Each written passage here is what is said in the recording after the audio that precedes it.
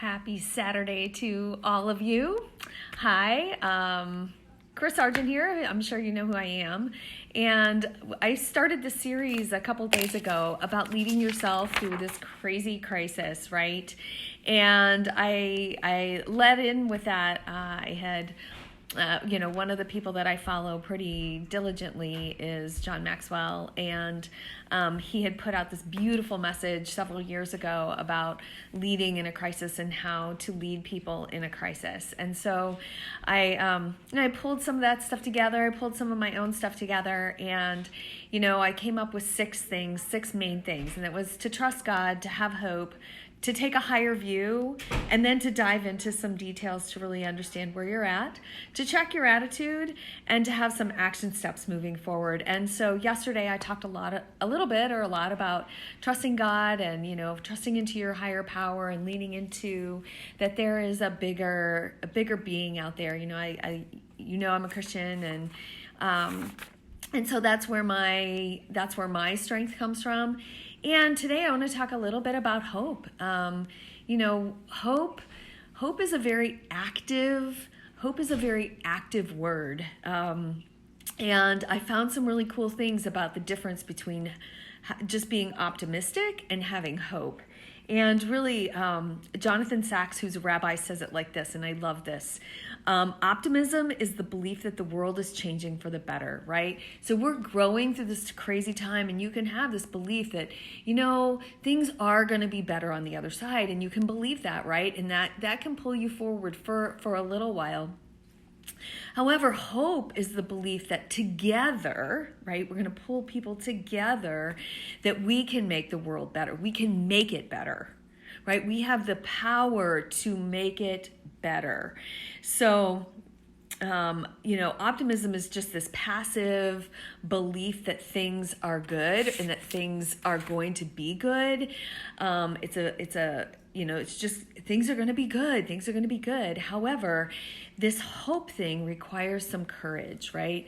Hope requires people coming together, even in a time when this is just virtual. Hey, everybody, we can come together and still make this world so much better. So this is active. This is about grabbing your courage. Hey, this is about grabbing your courage from the inside and grabbing the strength of, for me, the Holy Spirit, and for whatever you believe, that this greater being can come through you and use you in a positive way during this time. And so I want to leave you in some hope today. I want to impart some hope with you, and it's hope stands for helping optimistic people engage, right? This is about engagement and engaging in what you can do and engaging in what you have control over. Depression and anxiety come from a sense of lack of control. And so today, find one thing that you can control. And you know what? It doesn't have to be eating that bag of Oreos, right? It really doesn't. Or that bag of chips. That is not the thing that you really want to control today, right?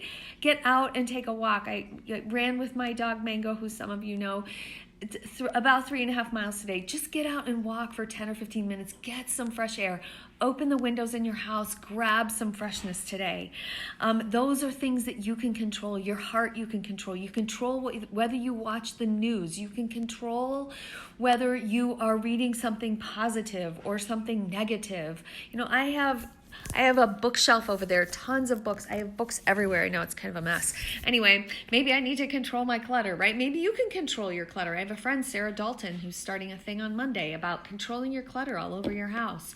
So, those are things that you can grab a hold of and control. I have friends who are healthcare workers who are trying to control getting some sleep. Right? I have a friend who's a home healthcare person, and she's doing all the grocery shopping for all of her clients and hoping that she's not getting sick. So, throw out good thoughts and prayers for all of those people too. And take in and grab some of that courage that you've been wanting to spend, and spend it on this whole craziness, right, in your life, and how your life is going to look different. And then my coach came up, popped on her live. It's her birthday today, and she says, you know, who are you going to be going through this? Are you going to be crabby? Are you going to be angry? Are you going to be mean? Are you going to show up without patience? Sometimes I show up that way, certainly in my family. You know, I'm not perfect.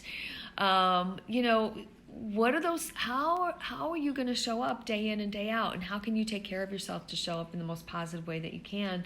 And then who are you going to be on the other side of this? Like, what are the things the lessons that you want to learn right now and take through this? What are those going to be? So today is all about hope. Jeremiah 29:11. For I know the plans I have for you, right? Plans to prosper and not to harm. I mean, that's biblical.